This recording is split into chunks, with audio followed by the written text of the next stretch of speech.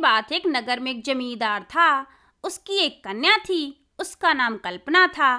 एक बार कल्पना अपनी सहेलियों के साथ खेल रही थी।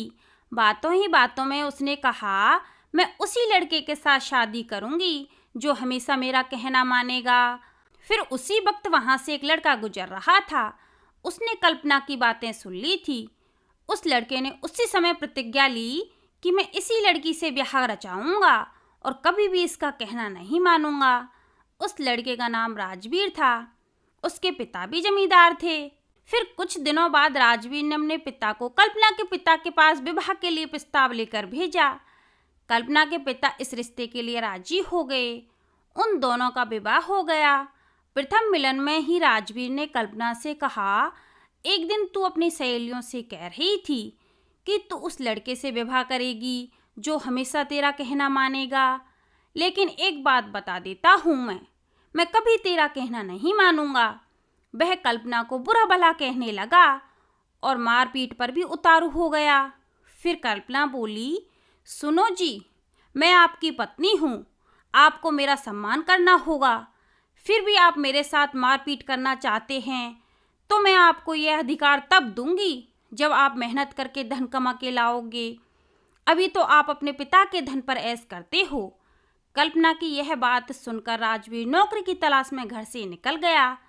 राजवीर को रास्ते में एक आम का पेड़ दिखाई दिया। उस पेड़ के नीचे कई आम गिरे हुए थे। उसने एक आम खाया। उस आम की गुठली उसने जैसे ही पेड़ के नीचे की जमीन पर फेंकी, वहाँ बहुत सारे नए पेड़ उगाए थे। उसने बहुत सारे आम बोरे में भर लिए और सोचने लगा, मैं इन्हें बेचकर बहुत सारा धन कमाऊंगा। आम का बोरा लेकर वह आगे ही बढ़ा था कि उसे 3 आदमी दिखाई दिए। उन्होंने आमों के बारे में उससे पूछा। राजवीर ने बताया, इन आमों को चूसने के बाद इनकी गुठली को जमीन पर रखने पर उनसे नए पेड़ उगाते हैं। उन तीनों ने राजवीर से शर्त लगाई, यदि आम की चूसी गुठली को जमीन पर रखने पर आम का पेड़ उगेगा तो वे सारा धन उसे दे देंगे। पेड़ नहीं उगने पर राजवीर को अपना सारा धन उन तीनों को देना होगा। राजवीर शर्त हार गया।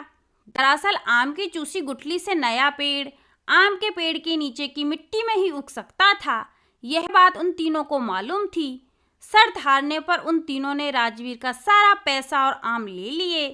राजवीर बेचारा उदास होकर रोने लगा। रात होने लगी। राजवीर को दूर उजाला दिखाई दिया। वह उसी दिशा में आगे बढ़ता गया। वहाँ एक बुढ़िया का घर था। राजवीर ने बुढ़िया से कहा, मुझे 3 आदमियों ने ठग लिया है। मैं बहुत थका हुआ भी हूँ। मुझे ठहरने के लिए जगह मिलेगी? बुढ़िया नेक दिल थी।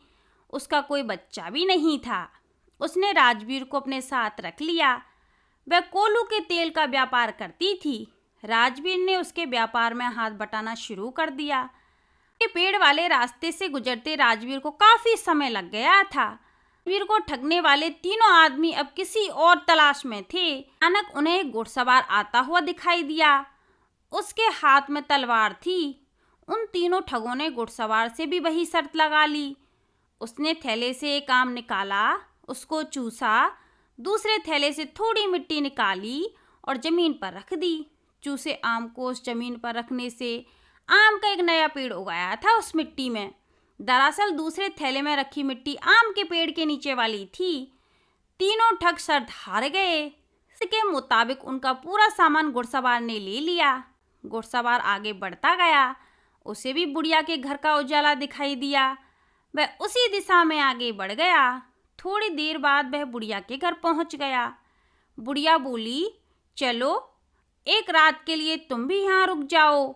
घुड़सवार की मुलाकात वहाँ राजवीर से हुई। उसने राजवीर से पूछा, क्या तुम मेरे साथ काम करोगे? तुम्हें काफ़ी धन दिया जाएगा। वीर ने उसके साथ काम करने की हामी भर ली। दूसरे दिन घुड़सवार और राजवीर ने बुढ़िया से विदा ली। राजवीर घुड़सवार के साथ एक महल में पहुंच गया। वहाँ बहुत सारे लोग काम करते थे। घुड़सवार ने राजवीर को भी उन लोगों के साथ काम पर लगा दिया। बुढ़िया के साथ रहकर राजवीर के बाल बहुत बड़े हो गए थे। घुड़सवार ने उसके बाल छोटे करवा दिए। दाढ़ी और नाखूनों को भी कटवा कर छोटा कर दिया था। राजवीर को हर काम के लिए अलग अलग कपड़े घुड़सवार द्वारा दिए जाते थे। से निकले बहुत दिन हो गए थे। राजवीर ने सोचा, अब मेरे पास बहुत सारा धन हो गया है, अब मुझे घर चलना चाहिए। मैं अब कल्पना पर रौब भी दिखा सकता हूँ। राजवीर ने घुड़सवार से घर जाने की इजाज़त मांगी। वह अपने घर की ओर चल पड़ा। उसे घुड़सवार भी उसी दिशा की ओर जाता हुआ दिखाई दिया। घर पहुंचकर राजवीर अपनी पत्नी से सेखी बघाड़ते हुए बोला, इस बीच मैंने बहुत अच्छी नौकरी की है। मैंने कई लोगों को नौकरी भी दी थी। तुमने कहा था जब मैं मेहनत से धन कमा कर लाऊंगा मैं तुम्हारे साथ मारपीट कर सकता हूँ। ऐसा कहकर कल्पना को पीटने के लिए आगे बढ़ा।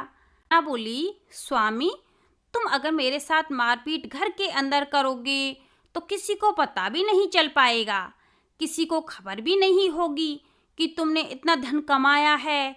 इसलिए आज आराम कर लो, कल सुबह सारे गांव वालों को बुलाकर मुझे उनके सामने पीट लेना। राजवीर उसकी बातों में आ गया। दूसरे दिन उसने सभी गांव वालों को बुला लिया। वहां बहुत भीड़ जमा हो गई। जैसे ही राजवीर ने पत्नी पर हाथ उठाने की कोशिश की, वह बोली, स्वामी, मैंने तुम्हें कहा था कि तुम मेरे साथ मारपीट तभी कर सकते हो जब तुम अपनी मेहनत से धन कमा कर लाओगे, लेकिन तुमने तो जितना भी धन कमाया है वह सब उस घुड़सवार की बदौलत है। फिर राजवीर आश्चर्य करते हुए बोला, घुड़सवार? कौन सा घुड़सवार? फिर कल्पना बोली, वही घुड़सवार जो तुम्हें कोल्लू के तेल का व्यापार करने वाली बुढ़िया के घर से वापस लाया, वही घुड़सवार जिसने तुम्हारे बाल, दाढ़ी और नाखून बनाकर तुम्हें जानवर से इंसान बनाया। राजवीर बोला, तुम उस घुड़सवार को कैसे जानती हो? यह प्रश्न सुनकर कल्पना ने एक थैले से कटे हुए बाल और नाखून और कपड़े निकालकर कहा, पहचानो, यह सब तुम्हारे ही है ना? मैंने घुड़सवार का वेश धारण कर अपने पिता की एक जागीर में तुम्हें नौकरी दी थी, नहीं तो तुम जीवन भर कोल्लू के तेल का व्यापार ही करते रहते। भीड़ के सामने राजवीर शर्मसार हो गया था। उसके हृदय की दुष्टता मिट गई थी। वह कल्पना के पैरों में गिर पड़ा था।